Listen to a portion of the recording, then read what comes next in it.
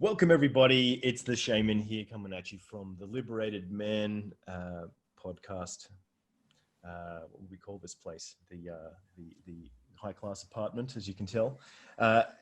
Anyway, and I'm here today with my lovely good friend Saida, and Saida's been in the world of helping people, helping women. She's been a sexuality mentor as well as a long time renegade and powerful individual, and also somebody that's out there practicing living her talk. She's really like standing up and doing her best to kind of step into that power. So very happy to have you here today. Thank you.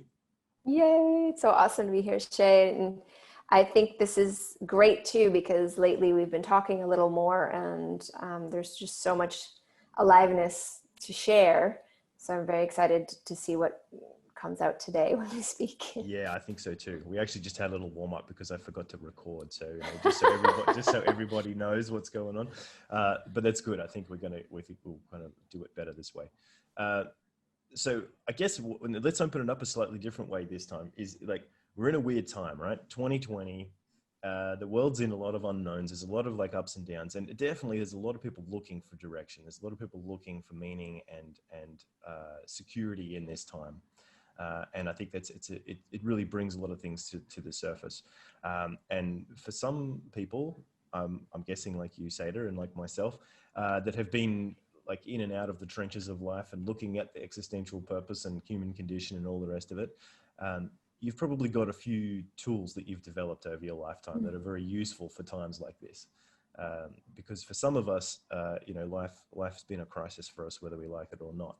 And then it's a choice, I guess, at that point of how do we really deal with that. So something I guess I want to really open up today with this conversation with you is it's about, how does a human being really effectively navigate themselves into a position of empowerment? So yeah. That's a deep one. So I think we should bounce back and forth, because I think there's a lot there. If we look at just the word, because sometimes empowerment bugs me a bit, but if we'll just look at it, basically it's an embodiment of our own power, right? Empowerment. And so then we can look at what are the choices we're making day in and day out, the ordinary ones, the mundane ones. And are those choices actually bringing us more aliveness? Do we feel more empowered, or do we feel disempowered? Is it life-giving or life-taking? If we just had that to worry about, every time you went to make a choice, like, do I eat this, or do I hang out with this person, or do I take this job, or do I leave this job, or live in this place, or whatever. And you just look at it for a second, you take a breath, and you're like, will this enliven me, or will this dampen me? And you just ask yourself that question, like you have a little internal compass, and you choose for yourself to have more enlivening or life-giving experiences. Then I think you're going to be on that journey of empowerment, or feeling your sovereignty a lot more, feeling your the ground that you're standing on that actually belongs to you. Right. And you're happy in that ground, and you get to delight in having a body, and you get to delight in having a human experience, because it's exceptionally messy. So if we can't delight in it, it's torture. And part of the delighting in it is our choice making. And sometimes choices are like a choiceless choice, because it's almost as though you can feel this momentum of something that you're riding, this particular wave. But when we choose it, we're not victims to the thing that is arising. We're co-creating with that thing. And as you were saying before, a lot of people just react. So they're reenacting. It's like pressing rewind and replay over and over again, rather than actually responding, having the ability to go, well, how would I love to engage with this now? Even though that's how I used to do it this way, but today, right this second, what would I love? Those kinds of questions I think we need to look at if we're going to look at empowerment and how we're going to do this without giving too much formula and do A, B, C, D, all the way to Z. Right. Because that doesn't work when life is very complex, moving quickly, and super messy. Right. I think we just need to sense, is this a yes or is it a no? Is it a enlivenment, or does it leave me feeling empty? Right. And that's basically how I've led my life, even around simple things like food. And my food choices keep changing because I keep listening to my body. It's like, is this making me feel more juicy, or is it making me feel like I want to sleep and disgusting and blah, right? And that's more what determines what I put in my mouth versus some like fad on health or whatever. Yeah, it's a key Yeah. point. Yeah. Like what that brings to my mind is how can I put this? I mean, I think about it in terms of, once again, I'll tell a little bit of my story. I told it in the other unrecorded version, so let's try again. So in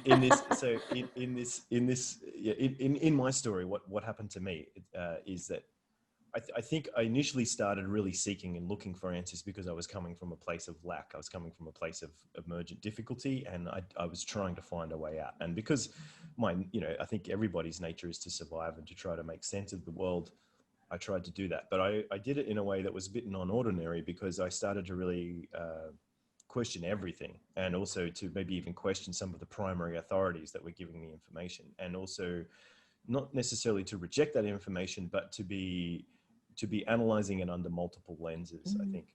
And really what that did for me was it really brought me into a position of, to begin with, it was a dissolution process. It was a kind of a dissolving and a deconstructionist kind of process. And I think that kind of set me up to look at the world in a slightly different kind of way. And one of the things that I really started to look for inside of my sense making, let's say, which I think is a really good word, was I started to look for patterns. I started to look for deeper meanings, and I started to look for things that I would sense would be like, truth, which is a tricky thing anyway, because what is truth? It's a very slippery thing. And sometimes truth is subjective, it's relative, it's got to do with multiple factors.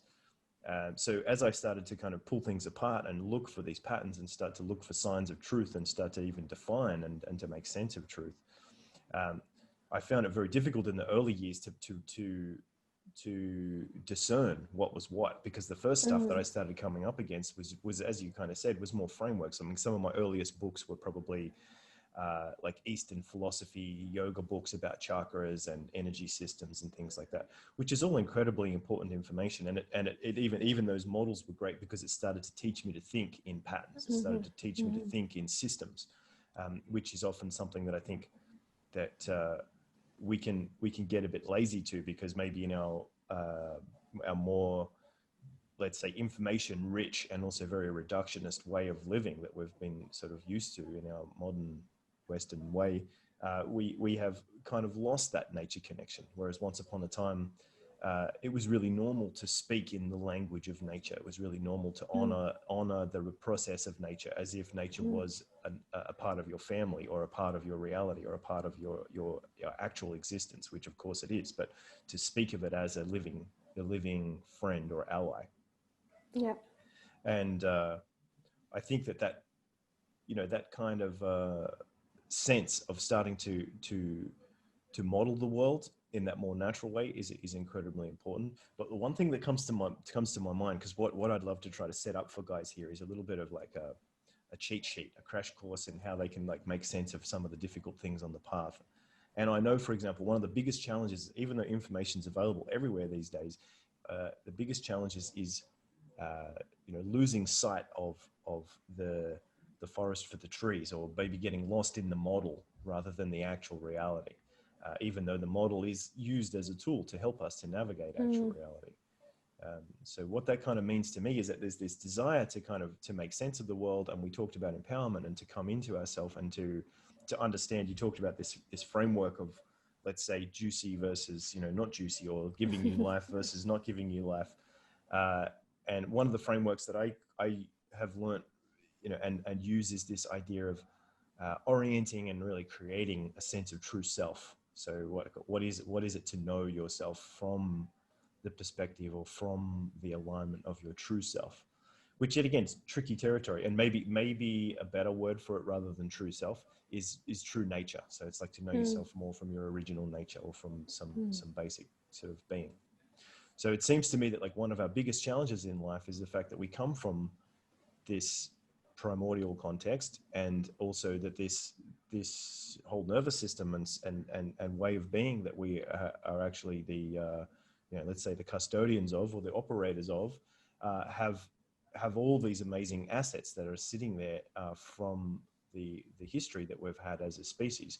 But then as we have been, increasingly kind of put into these conceptual frameworks, these models, these ideas of who we need to be, what kinds of stereotypes we need to play out, what kinds of actions or status or whatever it is that we need to have, then there tends to be this kind of secondary focus that happens, and people get very pulled into a kind of a journey. I sometimes think about it like it's like a gauntlet. You're kind of born into this story, and if you're good enough to be a contender, it's like you've got to run. You've just got to go, and then you've got to shape up. You've learned how to. You got to learn how to fit in. You got to learn how to have good behavior. You have to learn how to gather assets and to take care of yourself. You have to learn how to communicate with people. You have to learn how to fit in with this whole matrix. So I think there's a huge path, and this is what it comes down to. I think there's a huge path of opportunity for anybody that's really seeking to get back to their primordial nature. And also, I think that it's really healthy to start with some really basic frameworks of what is real, for example, or what is grounded, or what is vitalizing versus like what is not that, what is leaking energy, and what is uncomfortable. And where it gets tricky, and I'm interested to hear your view on this quickly, is sure, we can have a view, like I can have a view of like, okay, there's good things and bad things. There's high vibration, low vibration, or, life affirming versus, something death affirming. And what I'm interested in is like, what pulls us in different directions at different times, because there's constant moments, and sometimes we are choosing the maybe not so life affirming options, or we're not using, the empowered options or the self-expression options. And I'm sure there's a lot of guys who are interested in trying to understand that nature inside themselves. Why do I make bad decisions? Why do I sort of take myself down this bad path? So what do you think about that? Any ideas? Well, there's a lot there. I'm sure.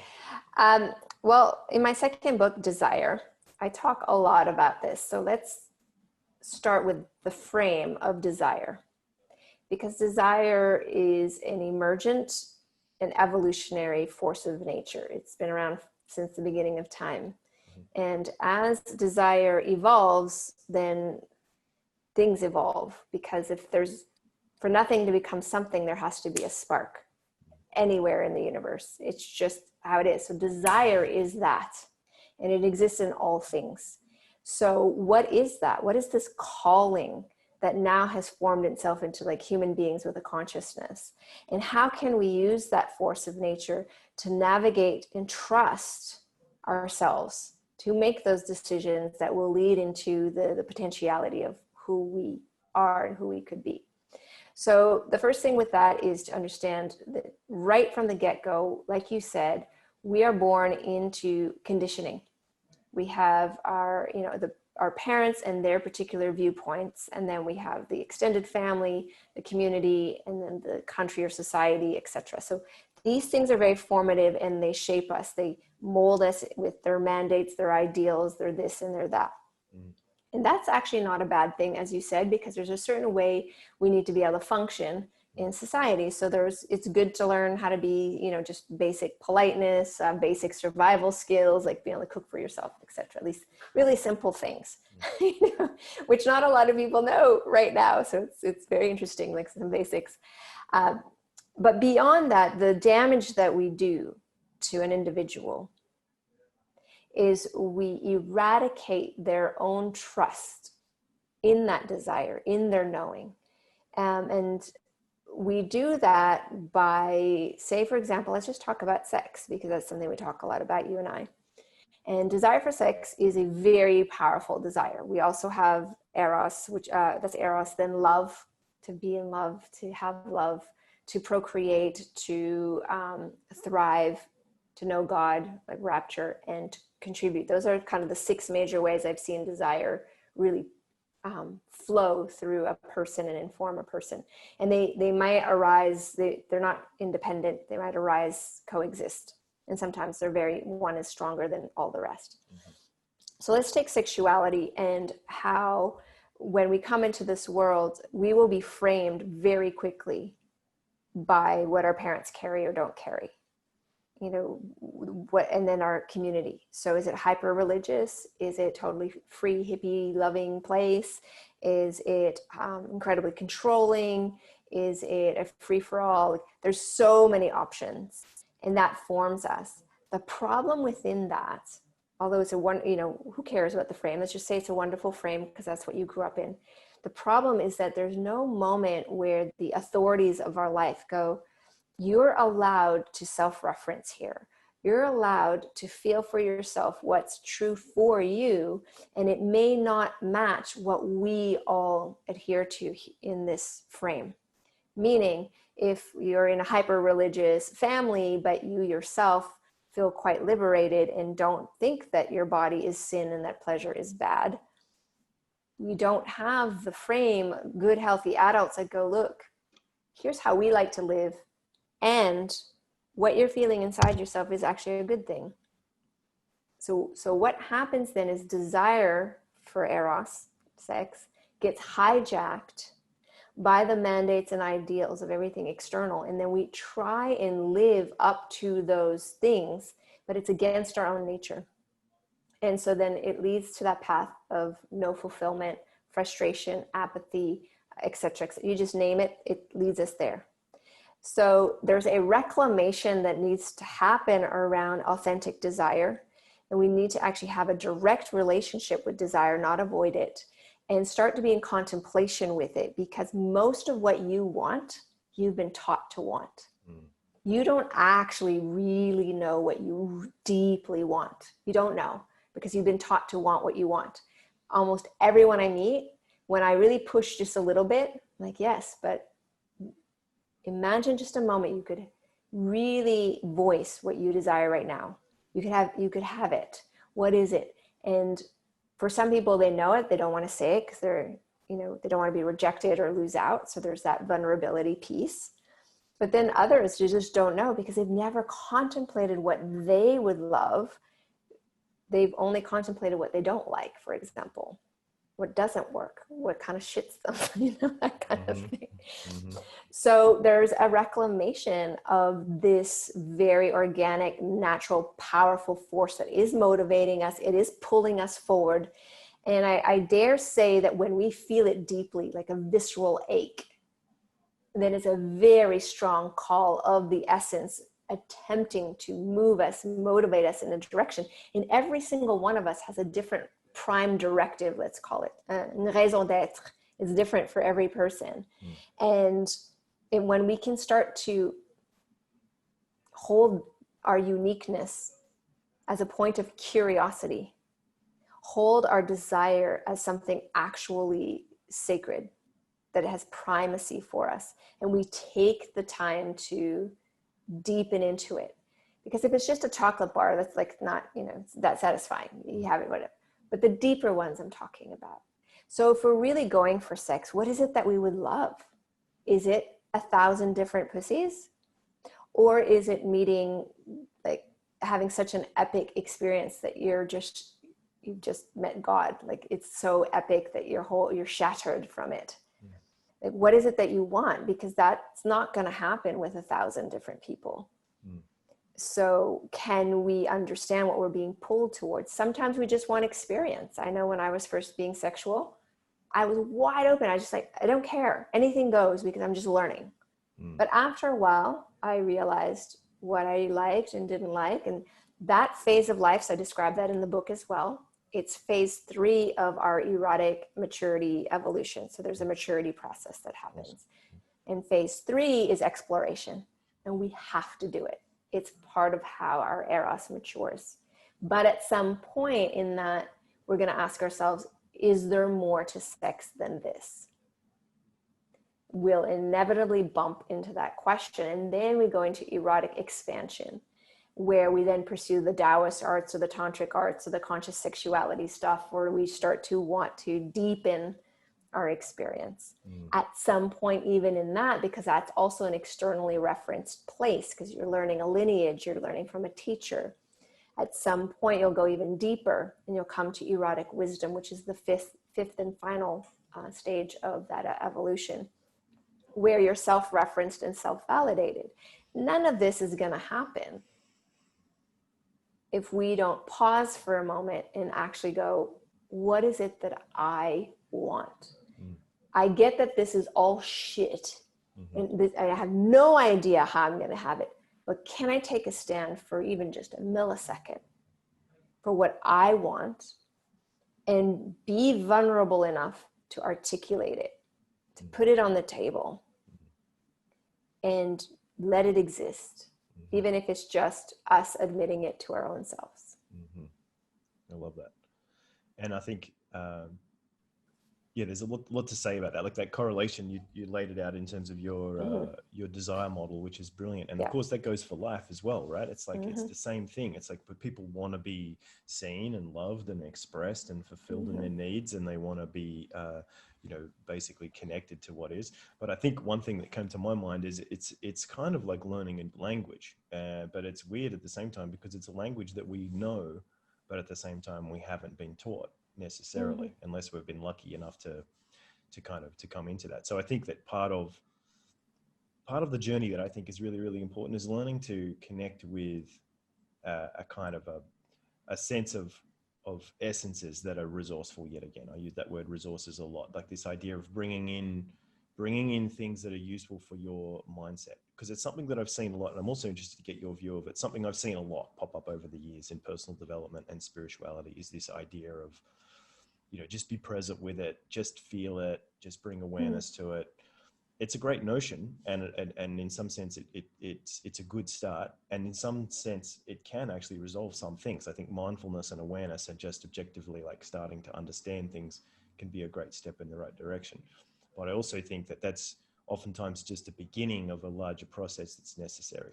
And oftentimes what's missing, or what's unspoken anyway, is that there is a need, or there is actually some resources that are coming into play. Because I think something that often gets missed a lot, and I see this a lot with guys, is a guy is coming from a position where he feels very identified with his pain. He feels identified with his lack. He feels identified with his shit, as you want to call it, or whatever it is. He feels identified with his negative self-image.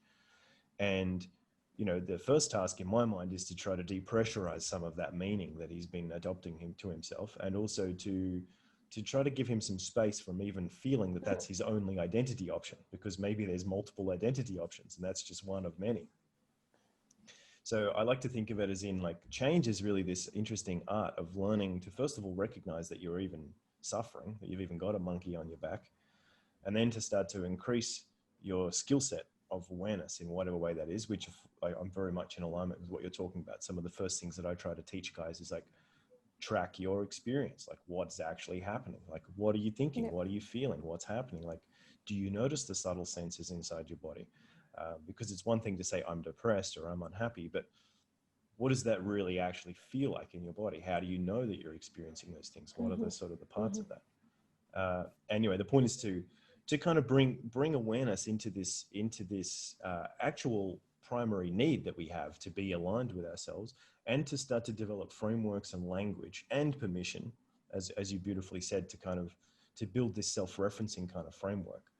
And I think that's a big thing of really like what we both do with our clients. It's like just witnessing people and saying like, I'm here to be the authority, to say you have the authority. So I'm happy to kind of take, and I like this metaphor of sometimes it's like, sometimes people don't even know what they are. They're just born into this soul that's so elaborate and so multidimensional and so intense that they project it outside themselves, and they give it away because they don't know how else to deal with it. And also other people are more than happy to take it because that's just the way the world kind of works. And, you know, it's a beautiful thing when we realize, oh, I've been giving my self-worth to this idol or this symbol or this thing. And then to start to be able to take that back with that awareness that I was talking about. And more importantly, and maybe this is something that is super important for guys to understand, because we're saying all these words, but it's like, it has to come back to some felt sense, you know, to some actual relationship with what is, which I think is really the language. That's what I'm trying to communicate with people most of the time, is like, there is a language, which is the mystery language, which is really your true language, but you just forgot to speak it because nobody witnessed you in allowing yourself to speak it. So, you know, dropping into that felt sense experience, and also opening yourself to that resource that I think that I like. It's like you step outside of your pattern, bringing something in. So whether that be like even just a framework, like you're talking about, like high vibration, low vibration, living, dead, that gives you some kind of framework to make sense of like, okay, this is what we're doing. Yeah. So I think that, like over to you. I was just going to say, what do you have to say about that? Well, there's a few things. I want to go back to right at the start of your share, where I think one of the ways that we can really, a tool that we can use immediately, and it's something you must use daily because you're going to be confronted with this all the time, is simply definition creates reality. So how we define something is how we experience it. So if you're defining yourself as a loser, or you're defining yourself as whatever, you will have that experience. Or if you're defining women a certain way, or if you're defining life a certain way.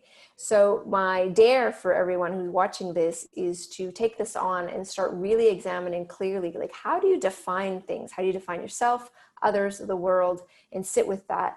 And then notice, is that definition currently enlivening you? Does it inspire you? Does it make you feel like full of energy and inspiration, or not? Because it could be an outdated definition. You've outgrown it and you've not updated it. And we're always updating all our system softwares, but we're not updating this particular software. So I just find that very, how would you say, a very useful tool to use all the time, especially if you're in a challenging situation. You could even just simply ask yourself in that moment, like, how am I defining this person? That they're more powerful than me? Or how am I defining this scenario or myself right now? And is that really helpful? And you can change it in a second. You're like, no.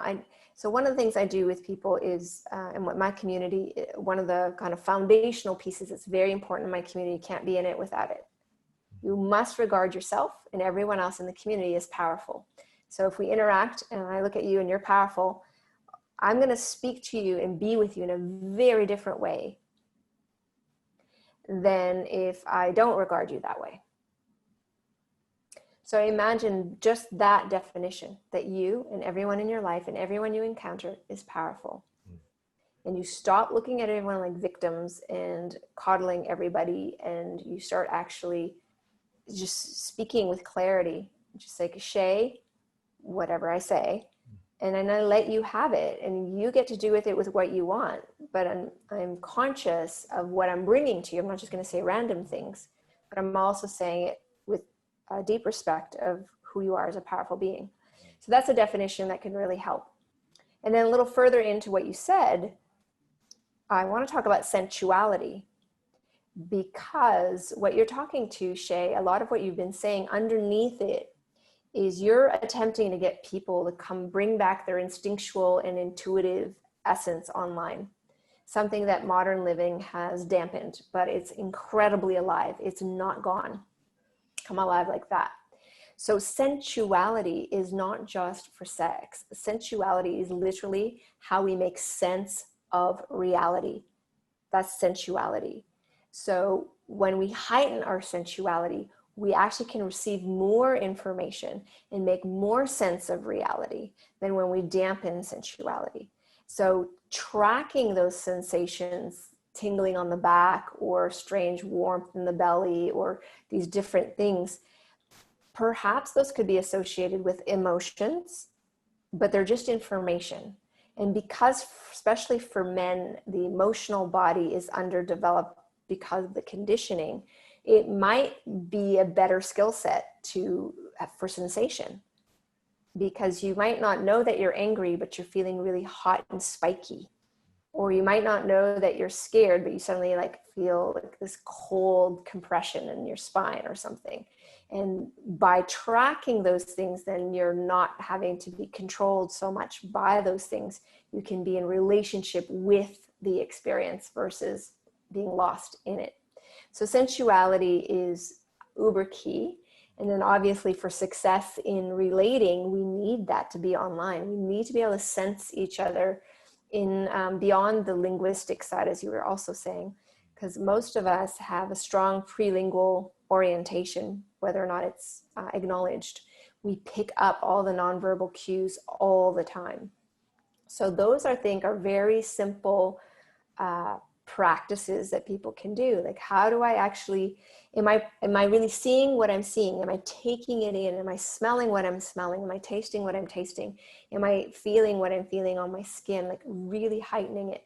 If we do that enough, we will actually be able to self-generate a lot more pleasure and awareness, because that's how the nervous system is designed. When we really pay attention, sensuality goes offline when we're in fight or flight. Your whole prefrontal cortex shuts down. There's no more information. You cannot make good decisions, and guaranteed you're gonna make very bad decisions in those moments. So how you bring things back online is through a deepening of the breath, or a noticing of a sensation. And now you're healthfully modulating, like flexing a muscle. You need to do both the flex and the stretch. You're healthily modulating your own nervous system, even in a moment of difficulty. So sensuality it's actually a life enhancing and a crucial skill that we mistakenly poo-poo and put down and don't value. I'm just going to move myself out of the sun so that the computer doesn't overheat. So just Sure. like this. Thank you, Tracy. Good job. So I don't know if that makes sense, but that's what I got when you were sharing in terms of skill sets. Definition creates reality, and bringing back heightened sense of sensuality. And I know that for people who identify as being male or men, sensuality is not often the thing that we identify with. And yet it is crucial. Think about the best hunters or the best fighters or warriors, the high level trained, like special forces guys. They literally blindfold themselves and walk naked through the forest as part of their training to entrain all their senses to come online. It's people who are numb are missing out on a lot of life. So the first step, which is pretty easy, is just pay attention. What is your dominant sense? And can you just heighten that? Just start there. Gotcha. Yeah.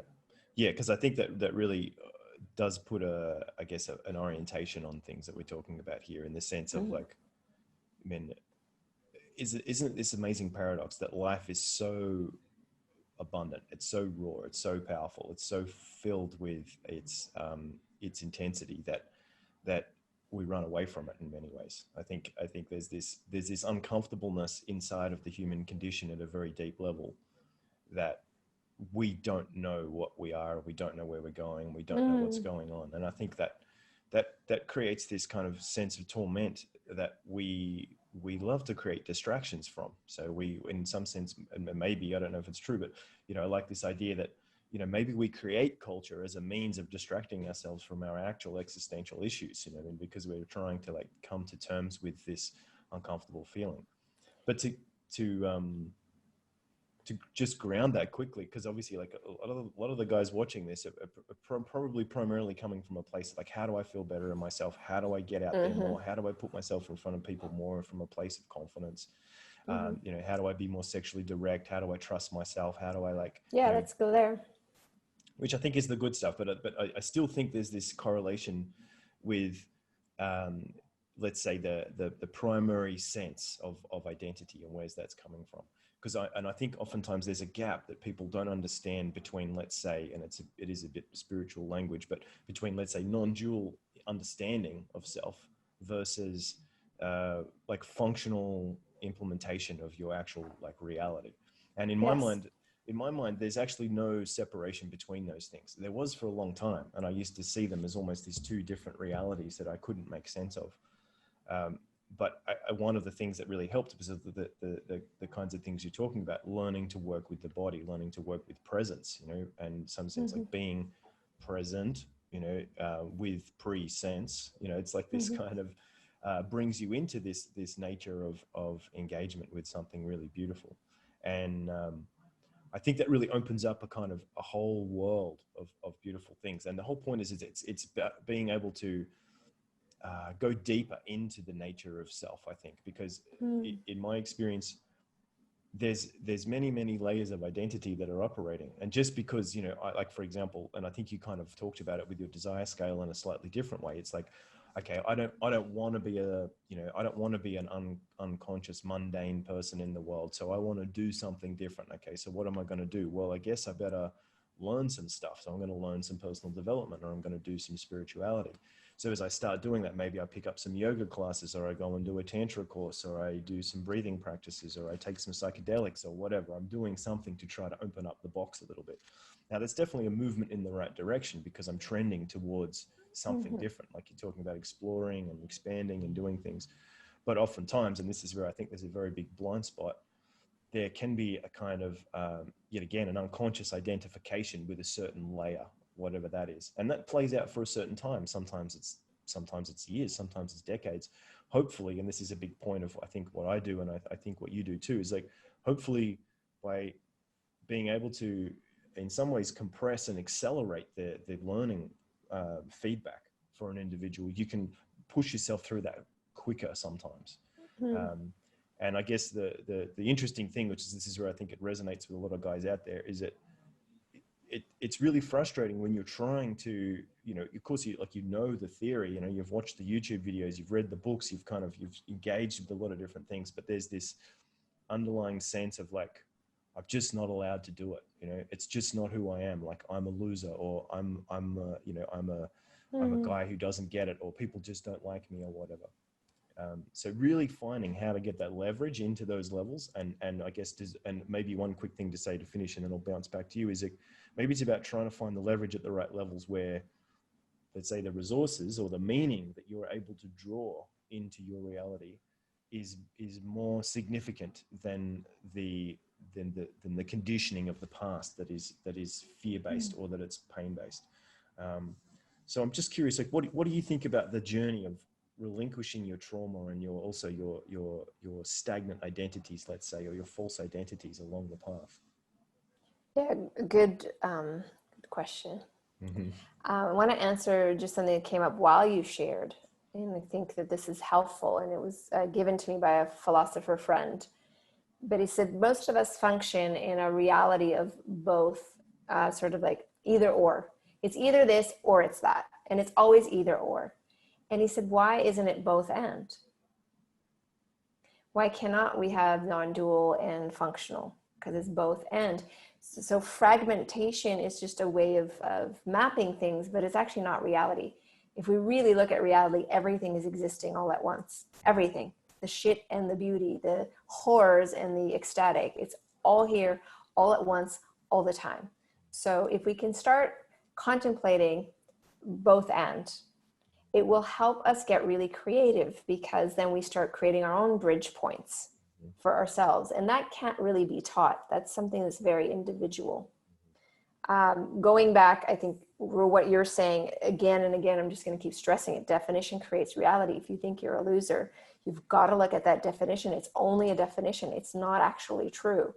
So you make it true because you have to, because you've defined your reality. So you have to align to it. But you are the one who gets to redefine that reality, no one else. And this is also going to require a little bit of some ferocity, because perhaps you've been told that you're nothing, that you're pathetic, that you're this, that you're that. And as a child, external validation and orientation is important because we have no other place.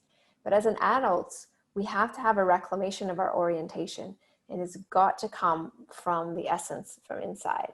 And that's that process of individuation. It's the process that all these lineages and techniques are attempting to point toward.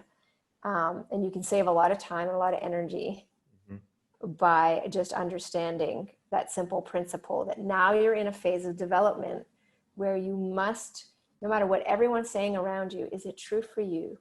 And how do you know it's true? And is it a definition that's inspiring you?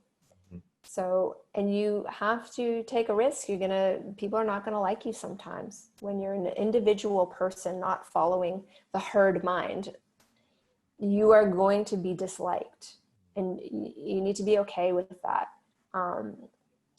I live a very free life because I'm willing to be disliked, but that's because, as I said before we recorded, I'd had to face my own death.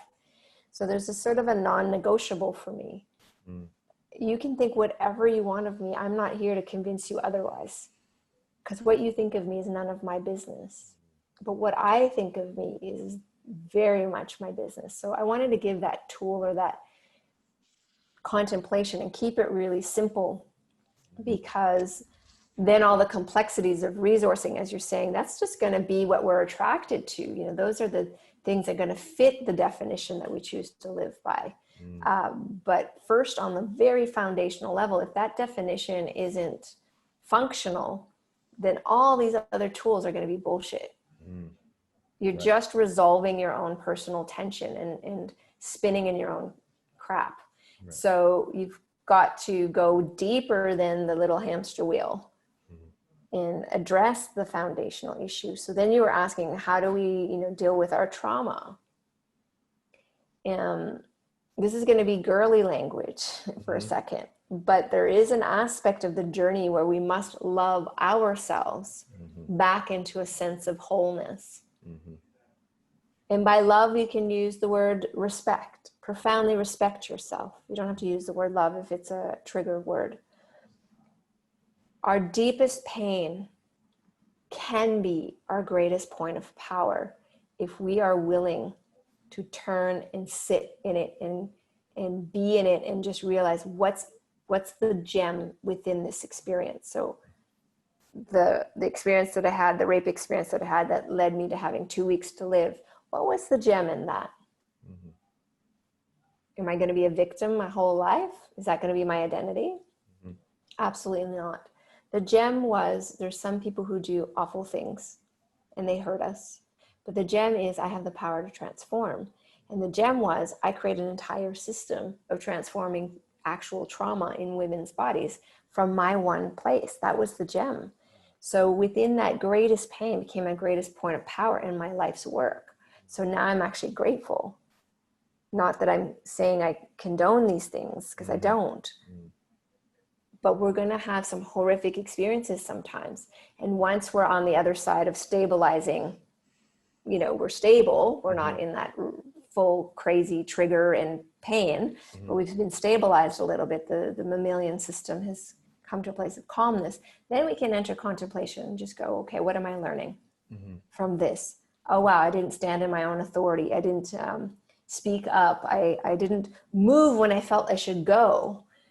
All of these things we start to recognize, well, from now on, when I get that weird feeling in my stomach, that means something's off. And I'm going to pay attention to it from now on. We've got to start tracking dissonance and resonance. This is another really great frame that's very foundational. You as a human being that's evolved for a very long time on this planet, far longer than we had language, used sensation, felt states in your own body to determine if there was a predator nearby or not. You could feel intent long before it was in your space. So dissonance is we pick that up very easily, but we're so distracted and we don't trust ourselves that we just kind of, or we have so much trauma that everything appears like dissonance, and we don't have the regulation of the nervous system enough to feel resonance, which is why I'm insistent people spend time in nature, in that quiet place, because that's when all the noise starts to settle. And it's originally probably quite uncomfortable to be in that settling of the noise. The silence can be painful, but it's going to give you great information, because when you just spend even an hour in nature, let's say, and then you come back in contact with people, there's going to be a different way in which you sense things than if you're always distracting yourself on your devices and this and that and that and this. You have no sense of self at that point. So you are going to make crappy decisions. But if you do have some time where you really sit with yourself, and you may not know all the answers and you may be a little bit lost, but just sit with yourself. Look at what's around you. Engage with it from a sensual place. Allow the beauty of the sunset to touch you. Let the fragrance of the earth fill you. And then when you emerge from that practice, you will interface with people differently. So that's where we begin the pieces of restabilizing the nervous system and shifting trauma into thriving is we've got to regulate the nervous system, and nature is the fastest way to do it. And then being around good people, because those mirror neurons are very important. So if you can find somebody who sees you as powerful, who's like, I know it's shit, but you've got this, who can give you that peace. Spend some time, more time with that person than the people around you who just affirm that you're nothing. Mm-hmm. Mm-hmm. Yeah, I think that's very good information. Thank you. Mm-hmm. And like, I guess to add a little bit to that, like I like to think of it in terms of like, yet again, we're trying to make sense of the world, and we need to build a narrative, and whether we realize it or not, we've kind of been born into a series of narratives, and part of those narratives are often unspoken things like, you know, you're only lovable if you do stuff, or you're only lovable if you're good looking, or if you're successful, or it could also be other things like you know, experiencing a worldview where we didn't get what we needed. So, you know, life becomes loveless, or our needs become unfulfilled. And these are, you know, these are parts of conditioning that yet again are quite troublesome for people to deal with. And I think ultimately where that comes down to, and maybe this is an old thing, is that human beings have a very big tendency towards dissatisfaction unless they train themselves out of it, or unless they pay attention to things that are satisfying. And it's one of these interesting paradoxes or challenges that I think we have, is even though we have the freedom to be able to create our own dissatisfaction, we also have the abundance and the resources to create our own satisfaction. So it's like this choice that we have, and I tend to think that that's one of the core themes and I'm also interested to hear what you've got to say about this. It's one of the core themes that really comes up in some of these ancient, you know, mystical warrior traditions, you know, and those traditions are really coming from the perspective of like, well, if we're going to live, then we're going to live with some grace, you know, we're going to live with some effectiveness. And particularly, for example, one approach is the very kind of tantric approach of, well, life is my teacher and my experience is part of my sacredness. So therefore there is nothing that is not part of this dance of existence with me. And then also to basically even just make that as a primary choice. It's like, okay, my primary choice is that I'm allowed to live in a living universe, and this living universe is allowed to give me feedback, and I'm allowed to feel it, and I'm allowed to be present in it. And I don't have to jump from one distraction to another, or one habit to another, or one story to another, like some kind of, you know, monkey jumping from branch to branch, trying to like have a purpose, even though there's something that's actually even more beautiful. And maybe to, you know, to stick with the monkey branch metaphor, it's like realizing that you're somewhat the forest as well as the monkey jumping the branches. So it's kind of like, and of course, when you're in the monkey mode, it's very action orientated. It's very like, it feels very compelling, and then sometimes it's very dramatic. But it's very important to kind of open up this secondary worldview, which leads me to, and this is the kind of point that I'm opening this direction, is because a lot of guys, and I'm sure a lot of people in general, and this is your field of expertise, a lot of guys are trying to work out how to become better lovers, how to know themselves as a lover, how to connect with this loving nature in them. And it's not because they don't have the intent. It's because it's often because they just don't know what is the essential nature of attuning themselves to that lover inside themselves. And of course, there's a feedback process. Like, it's not something you can just flick one switch, even though making intentional definition switches that you're talking about is a very big step in the right direction. It's also a path of time and feedback. And like you said, saying, okay, I'm going to go and spend an hour in nature, even if I don't like it, but I'm going to enjoy the fact that there's something in that for me, or something happening. So to bounce back to you, is like, what do you think about the journey of becoming a self-identified lover and a sensual human being in the realist sense? Like, what's that about? Because I know that's your thing. Yes, it's definitely my thing.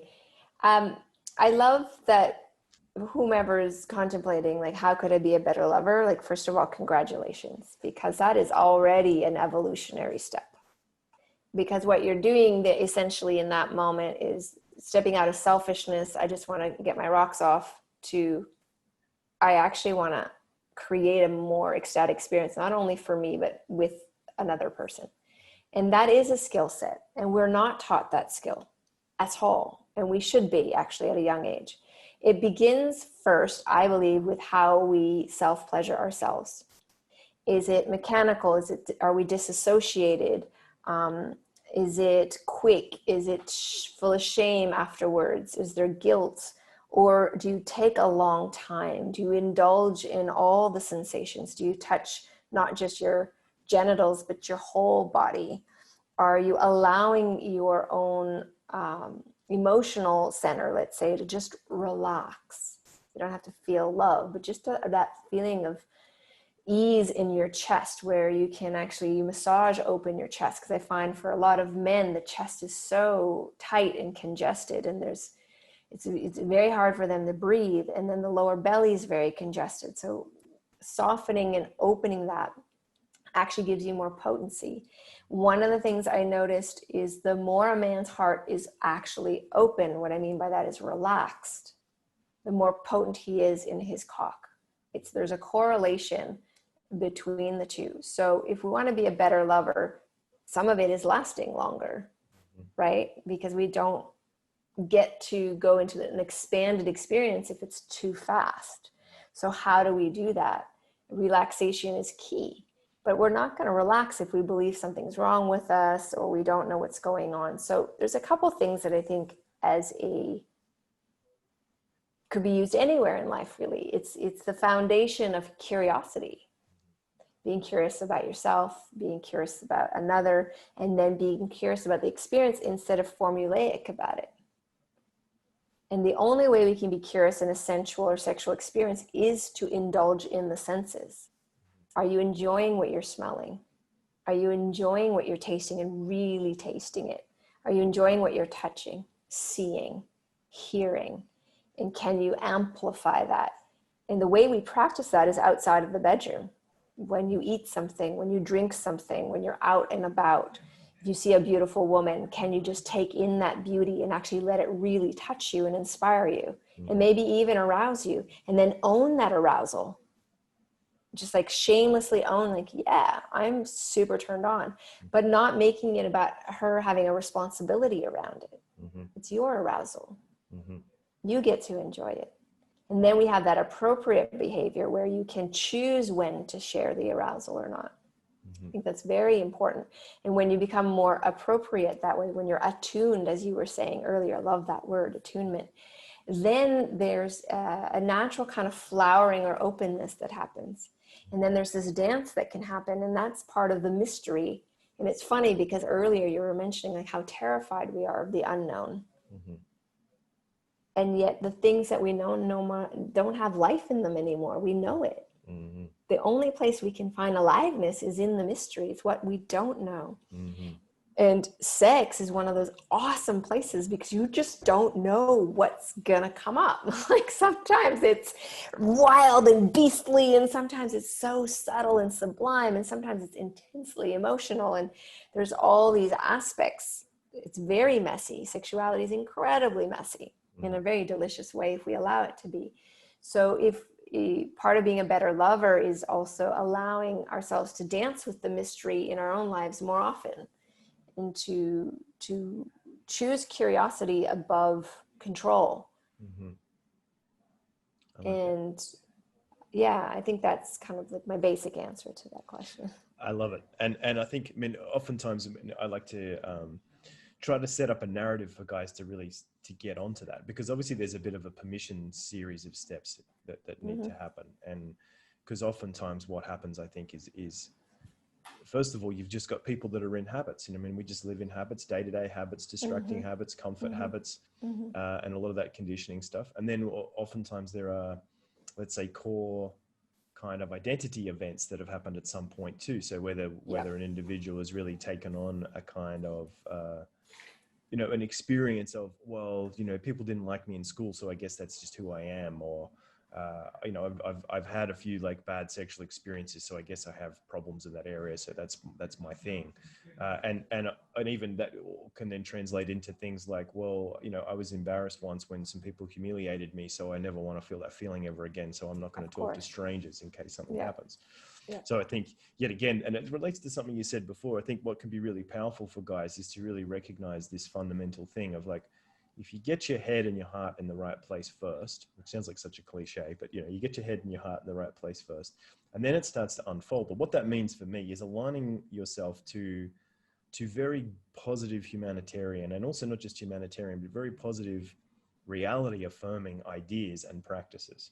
So for example, one of the things that gets me out a lot of that, like neurosis and fear and insecurity and stuff, is things like, I look at people as in like, whoa, everybody's going to die one day and we're all just get to occupy this amazing space together. And if we're really honest with ourselves, we're all breathing the same air and we're all consuming the same elements. We're all part of the same reality. So really, and then not just thinking that, because that is a nice thought, but then to seek to embody that more and more, to seek to like just relax and enjoy, like, what if we are all one family? What if we are all one being? What if we are all one big soup of experience and energy exchange and transformation, which is also a very tantric idea, right? That's not a new idea. That's been around for a very long time. So I think that this kind of setup of planting these seed ideas that, for example, that it's good to be human. Being human is to be connected. To be connected means putting yourself out there, taking risks, saying yes to the world, like, and also learning, as you said, to become a more sensual, you know, sensually relatable and connected person. Because one of the things that I know from my, you know, my training is, if you want to take somebody somewhere, if I'm with a lover and I want to take her into a deep embodied state, I want to give her an amazing experience, or maybe that's even the wrong word, I want to share an amazing experience with her. I have to give myself the permission to go there first. I have to give myself the permission to have some framework for that. And I think, yet again, what a lot of guys get caught up in is they get kind of attached to the tendencies of trying to capture the results, you know, get the results, achieve some external thing. Whereas what they're sometimes missing is, this is about aligning to the underlying frameworks of what really feels good and why it's good to do this first. And then it tends to make a lot more sense. Because the one thing I think is a lot of guys are challenged by is they're saying to themselves, I really want to go and do something. Oh, of course, I want to go and meet some girls, or I want to go and have some intimacy, or I want to go and create a relationship. But they come up against this thing of, you know, I'm just not allowed to do that yet. I have to do something. Maybe I have to do some more approaches, or I have to get some coaching, or I have to go and buy a product, or I have to do a thing. So they get caught in this, I'll do it when this kind of thing happens. And they're looking for a permission structure. And I think it's good. And the truth is, and this is a really good point to pay attention to as well, the truth is, it is possible to egoically override your tendencies. So for example, it is possible to train a guy in just raw Terminator approaching, where he just puts himself in front of women and says, hi, I seen you, you're really beautiful, I'd love to take you on a date, or whatever he says. And just to repeat that a lot. And maybe this will get some results, probably not so much, but a lot of guys are really like, they're trying to work at that bridge between, okay, I'm out there taking action, but I'm not getting the results that I want. But sometimes what they don't understand is it's not just about the results, and it's not just about taking action. It's about, as you've also said in a different way, it's like about how do you set up that primary orientation of meaning, that primary orientation of definition inside yourself, where it's like, I am a lover by my definition of existence. I am part of love. Love is life. There is nothing that is not love, which sounds like, oh, okay, now we're getting into Christian territory or something. But that's not true, actually. It's like, it's a felt sense permission structure to say, you know, there are essences in life and we're allowed to connect with them. And if we're lucky and if we practice, then it seems to be the case that our sense of identity it becomes more dynamic. The frames of our permission and our reality become free. And it becomes this, you know, and I just wish, you know, I wish I could give it to myself, but I'm sure you've got something to say too, but I just wish people could get it younger and younger that it doesn't matter. You know what I mean? It's okay for them to be free when they're young. They don't have to, you know, I don't know, jump through some 20,000 hoops or something. Well, to answer just to that part of the conversation, it takes me back to my experience in nature. And so this is another definition that maybe the listeners can contemplate. And it's this idea that we all have this intense need to belong. And if we don't belong, it's a threat to our survival, because that's an inheritance of when we lived in our tribal times. But the truth is, that's not really what's going on here, you know? there's now it's not so much like that. You can live as an individual, independent, and function pretty well. You don't need to like have 30 people around you to figure it out. However, what I realized in nature and what I teach a lot of my women is that I belong to life. That's the orientation. I belong to life. So if I belong to life, I belong everywhere. No matter who I'm talking to, no matter what situation I'm in, no matter where in the world I find myself, I actually belong right there and then, because I belong to life. And so it's really neutralized a lot of those playing fields for me. And sure, there's times where it's incredibly uncomfortable for me because it's like a completely foreign experience. But because of the orientation that I belong to life, I can actually allow myself to relax into, I don't know what's going on here, but it's kind of cool that I'm having this experience, right? Yeah. Rather than, oh my God, I don't know what's going on here, and it means something about me. Mm-hmm. It doesn't mean anything about you. Whatever's happening is never, ever personal.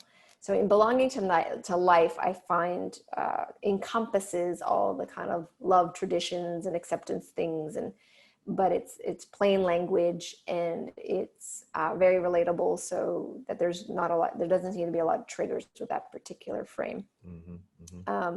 So I really like that as a way. So then if that's true, when you approach somebody and you want to have a conversation, you're coming from a place of curiosity. Like you've explored what you want. You're like, I'm a smile collector, Shae. Like if I can get a smile out of you, I've won. And so, actually my partner and I, we have smile collecting competitions. We see how many smiles each of us can get. I usually win, but because I think it's easier for ladies. Mm-hmm. And it's just a fun orientation. Like if I'm a smile collector and I'm out in the world and I'm flirting, I'm not flirting because I want something from you. I'm flirting with you because I want to see you light up. I want your eyes to sparkle, and I want that smile to crack. And I want to have a moment in your reality. You might have been having a really stressful day where that just stops for a fraction of a second.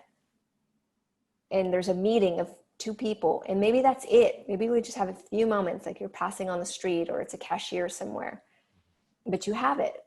And if you do that repeatedly throughout your day, at the end of the day, you have won, because you've lit up the lives of how many people? And because you've lit them up, you've lit yourself up. So I find that those orientations of, instead of the beggar that has this bowl going around like, please fulfill me, please give me this, please, please, please, and begging for scraps, take time to actually value that you're a gourmet, that there's something that you have unique to offer, and you enjoy it. So if there's no one around, you can enjoy your own company. But when someone is around, you don't bargain your gourmet plate. You already have gourmet. You're like, I'm happy for you to enjoy this, but I'm not going to bargain with you for scraps. Like this is, having some personal integrity. I think that for young people is a very important idea, because we are taught, if you listen to most songs right now on the radio, I cannot believe it. It's getting worse, I feel. The codependency in all of those songs is insane. We're entraining young people to be super codependent. We're entraining young people to be beggars. We're entraining young people to feel like they don't matter unless they do this and this and this. It's all bullshit. The fact that you exist, you matter, period. That's non-negotiable. It's just how it is. And then the ability for you to create delight for yourself. Maybe you're really shy, but you still create it. I don't know how you do it. Maybe you just have little ways that are very different than my ways, but they delight you and they bring delight to someone else in the world. The more you practice that, what you're doing is creating a limbic resonance. So this is the last piece I wanted to say about it. To be a really good lover, to be an impactful human being, to actually transform others in the world purely by your presence, is to understand limbic resonance. If you don't know what it is, there's a book called The General Theory of Love. It's written by 3 MDs. And it's the theory of our mammalian system and limbic resonance. So who you are intrinsically in your being is speaking to the people around you. So we want to actually, that's why that solo cultivation, that time alone, these ways of grounding in our body are massively important, Because if you walk in a room and everyone's super stressed, and you recognize that, and you're like, okay, and you down regulate your system intentionally, you start taking really deep breaths, you feel your feet, you start really grounding, you're going to have an impact on that space, a positive impact, even though no one might recognize it, but you're going to shift everything around you. If you're a lover and you're deeply in yourself and you want to create ease and comfort and openness, you're going to have to feel that in your body first. You can't make someone feel that. It's information that's translated non-verbally through your presence. So that limbic resonance is why we practice, why we go to nature, and why we need to have an intimacy with ourselves, because you cannot hide that. You can pretend you're all suave and cool and all that, but it's like glaring lights. So paying attention to that, I think, will create the fastest path to liberation, the fastest empowerment, because it has tangible impact. Mm-hmm. Yeah, and I think that is also like a directly translatable path of action, actually, in terms especially what we're talking about too, in terms of creating connection with self and others and developing. So, because I think, for example, for a guy who's coming from a place where he has not so good conditioning and he's trying to go out there into the world and make connections, then his initial sort of experience is, yeah, but I'm just who I think I am. I'm just my normal old limited self, and I'm trying to put myself on this marketplace where there's, you know, a lot of things going on, and maybe I'm not going to be seen, and maybe I'm not powerful, and maybe nobody cares. But what we're talking about is, you know, shifting the fundamental perspective of self to a more depersonalized place, yet at the same time a more sensual place, which is kind of a paradox, but maybe a healthy one, in the sense of like, okay, I'm connected to something that's larger than my idea of myself, which allows me to have some other possibilities and openings inside my life. And then of course you go out into the world, what a lot of guys experience, they go out into the world and they start seeking to have connections. And usually what happens is they face a lot of inertia. So they come up against, first of all, their own initial conditioning of like, but I can't, and I'm not sure, and is this worth it, and I'm not going to get the results, and blah, blah, blah. Then they come up against the actual external inertia of the fact that, you know, not every girl they say hello to is going to be interested in them. And in many ways, maybe most girls are not going to be interested in them because they're busy, or they have boyfriends, or they've got stress, or they're just not in a mindset where they want to talk to a guy in that particular moment, in that particular way.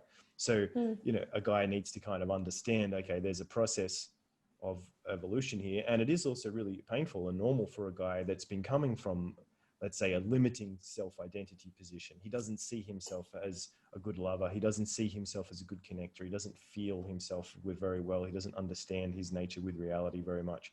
So he ends up being stuck in this position where he is that unconscious beggar showing up in front of that woman, whether he likes it or not. And he hates it, and he's trying to reject it. Yet at the same time, he can't get away from it. But I'm here to sort of say, and hopefully with your reinforcement, it's like that this is a process that you need to trust in to a degree, and showing up more and more as this permission taker and as this value giver, and not from a position of like, I'm going to give value by dancing or by, you know, flashing cash or by whatever. It's value that comes from a deep intrinsic place. And this is something that maybe people are very distracted from in our time, because, and it's something that I think we're seeing, you mentioned it with younger generations. I think it's getting worse with younger generations, codependence in general, but you could even say it's like codependence on the corporate structure. You know what I mean? It's like codependence on the business models that are designed to keep us consciously enmeshed in these secondary relationships. Yeah.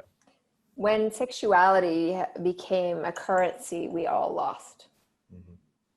So when sexuality is a transactional event, we lose.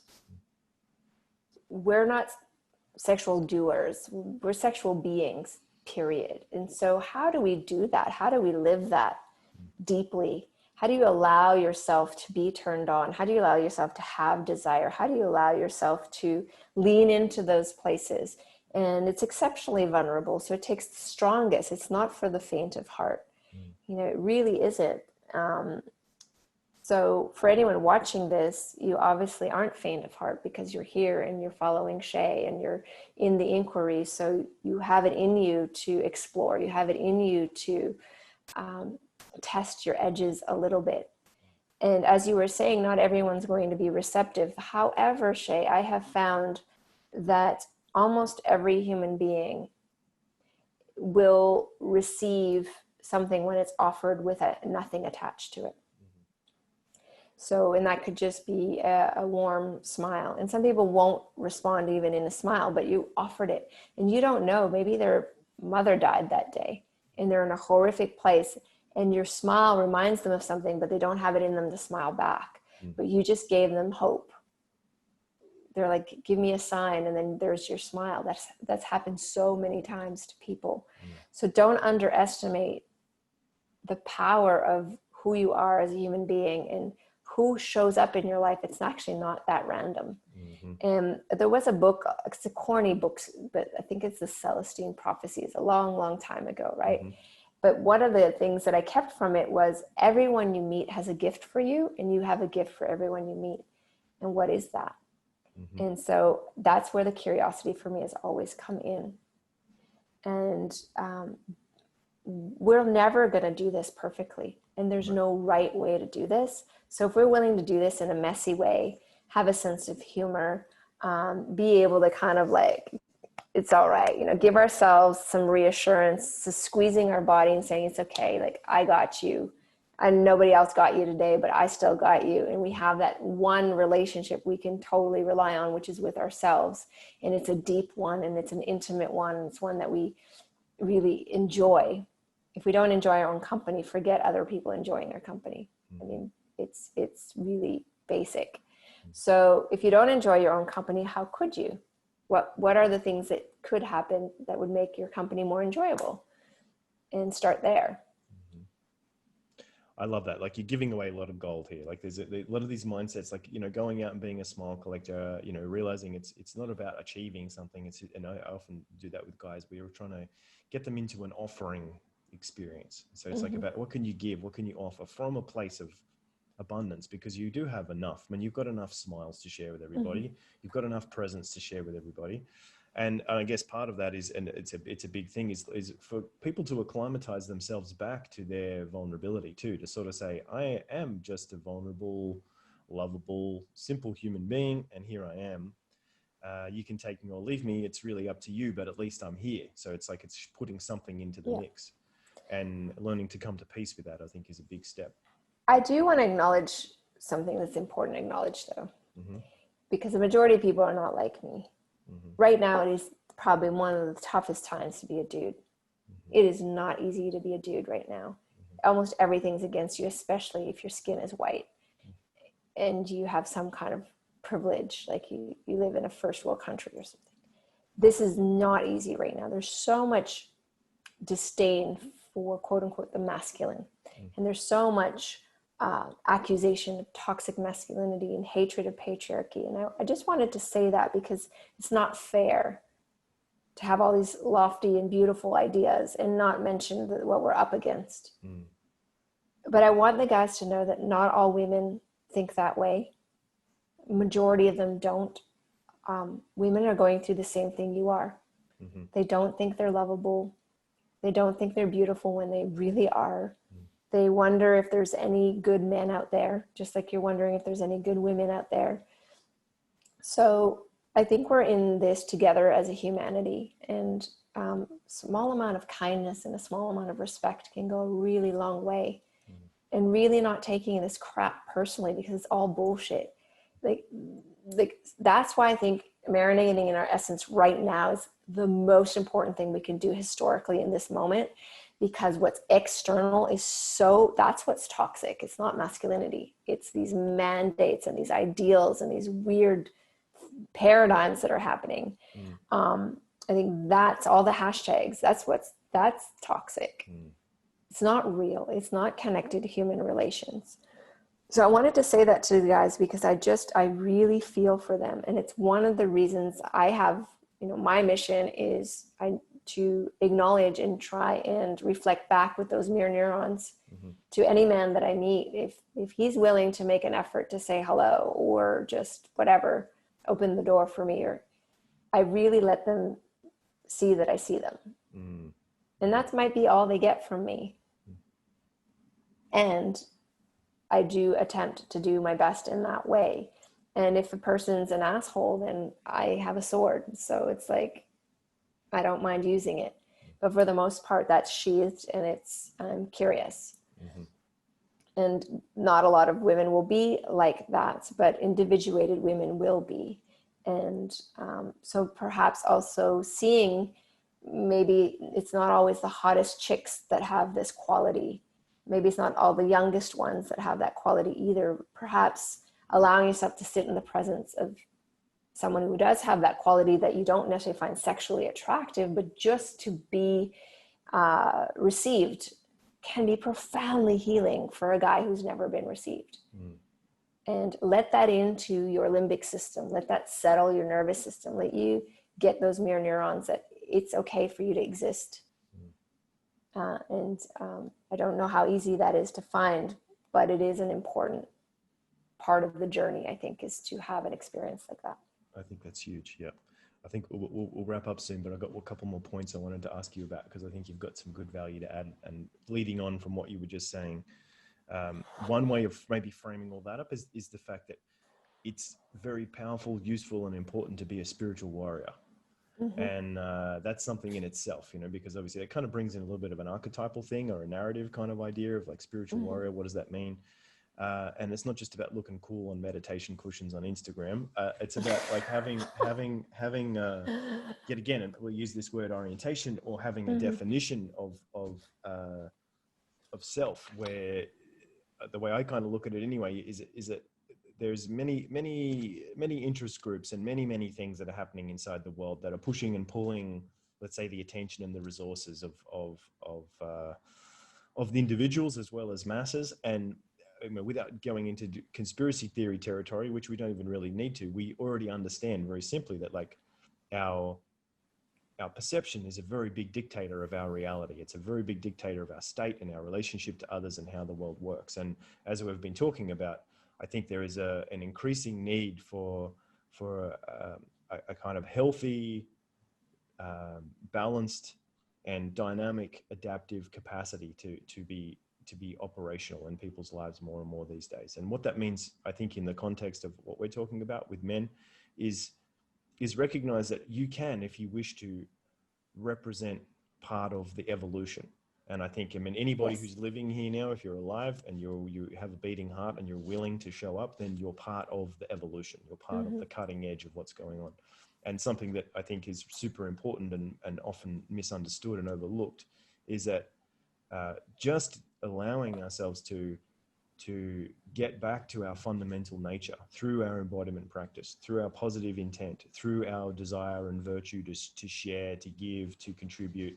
And that doesn't necessarily mean you have to go and save everybody, but just go out in the world as somebody that's seeking to leave positive vibes or positive impact, or at least create something good. And then I mm-hmm. think that like these are part of the kit of spiritual warrior kinds of skills, is framing yourself and framing your reality as, you are already a winner. You are already strong. You are already taken care of. You're already on your path, and you're already sort of evolving as you keep going. And to bring that into your interactions more and more, to bring that into the way in which you are able to engage with women and with other guys, it's a game-changing thing. And I guess I want to hear about what do you see and feel about, like, let's say, the path of spiritual warriorship in the face of the modern society, because that's a thing. And then maybe the last little bit to add to that, which I'm just curious about, and we'll wrap up, is what do you think about the holistic approach? Because the way I kind of see it, and we've kind of been talking about it in some sense, this is a holistic program, right? In the sense of like, we're talking about mental, emotional, physical, interpersonal, even presence, sort of non-thinking being states. So there's kind of a lot of things going on. So maybe just tell me what you think about the path of the spiritual warrior and the importance of holistic training. Yeah, the first thing I want to say is I didn't really introduce myself, but I do have a PhD. I do research, and it's in transpersonal psychology, which is the version of psychology that includes the spirit. And I focus on psychosexuality. So it's the place where the mind, feeling nature, the conscience, the consciousness meets body, sexuality. So, and how they're inseparable. So that's, I just want to start, that's kind of already what you're talking to, a big way of just how I perceive the world and interact with the world. In terms of spiritual warrior, I think right now everyone needs a sharp sword, mainly for discernment. There's so much deception, let's say, around us, that we have to have a sharp sword. What does that mean?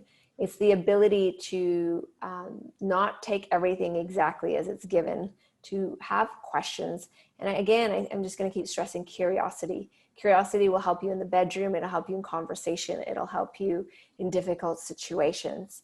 It'll keep that going, that curious nature. We're not curious enough right now. We're not asking enough questions. We're making way too many assumptions.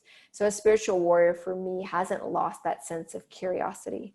And then there's innocence. And I think we don't value innocence enough. Innocence is the state of being outside of what is right or wrong, good or bad. It's just experiencing as is. So can we enter, say, an erotic situation with our erotic innocence intact? Can we come into it and not already putting everything in boxes, but having a direct experience of it?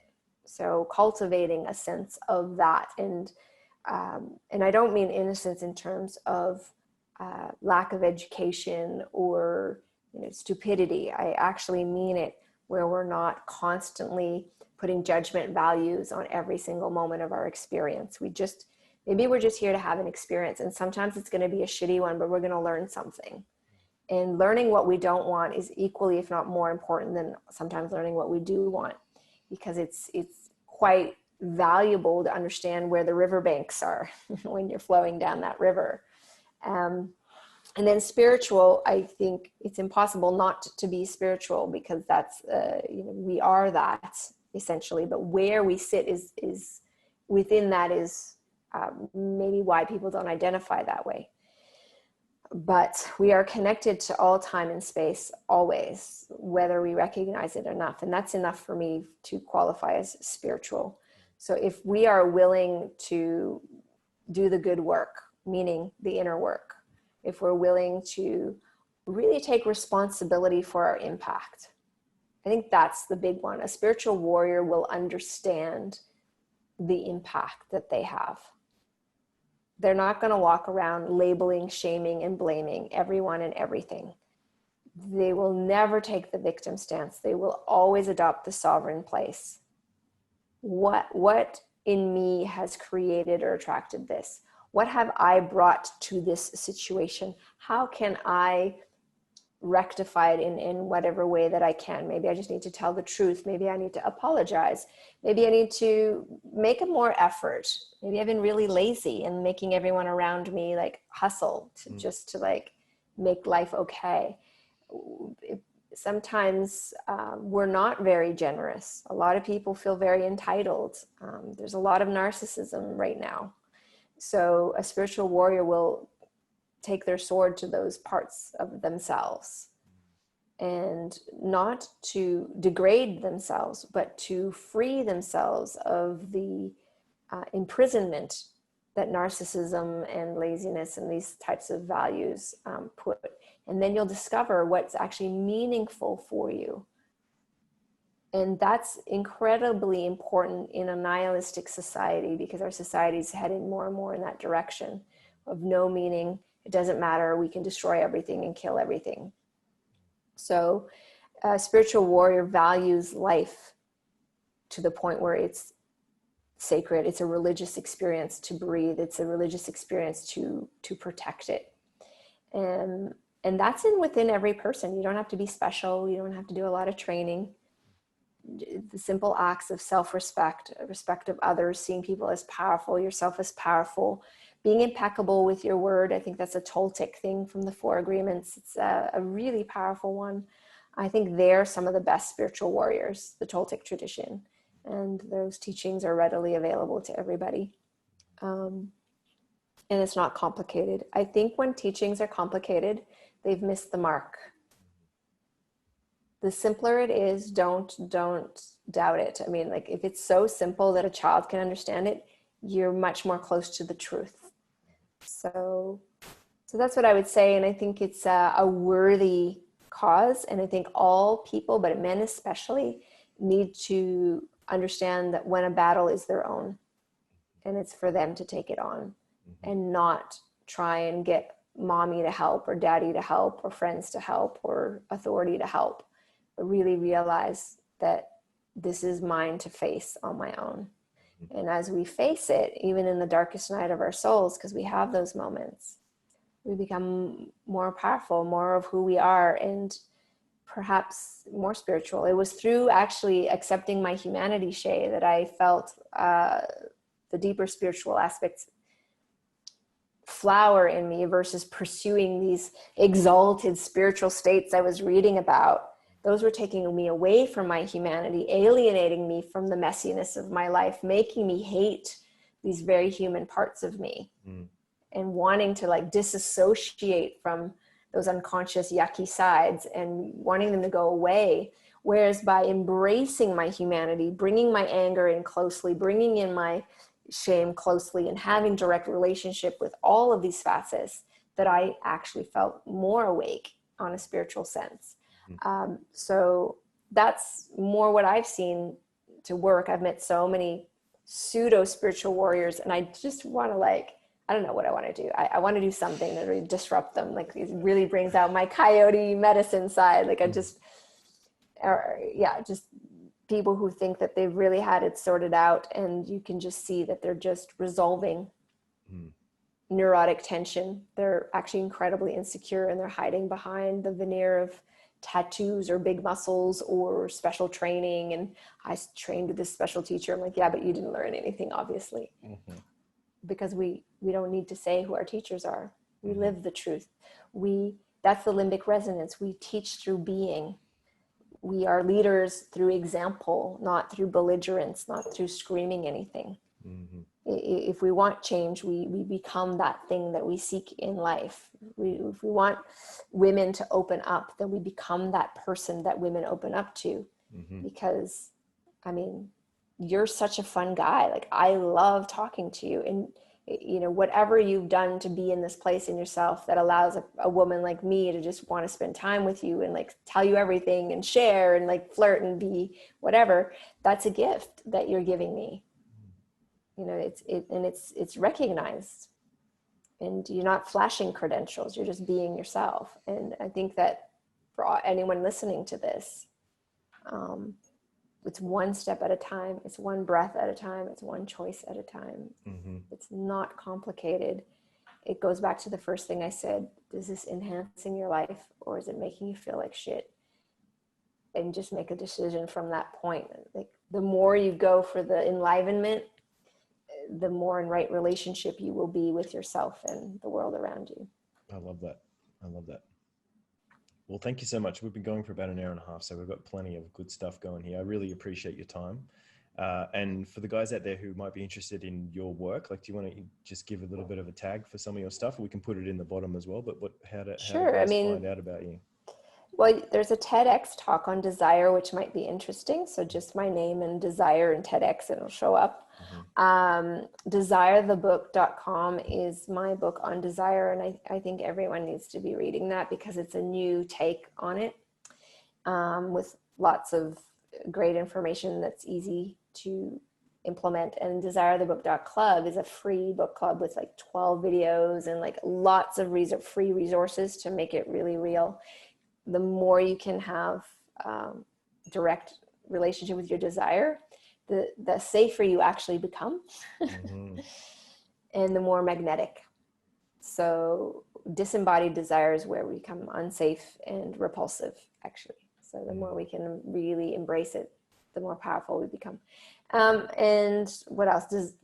dareyourdesire.com is my website. dareyourdesire.com. It looks like it's mostly for women, but men do follow me, and I think it's just, I'm definitely pro healthy masculine, and I definitely love to support men. So yeah, I love that. And so, and for you guys out there who have girlfriends or partners or lovers that want to find an amazing mentor, Saida's the one to send them to, in my opinion.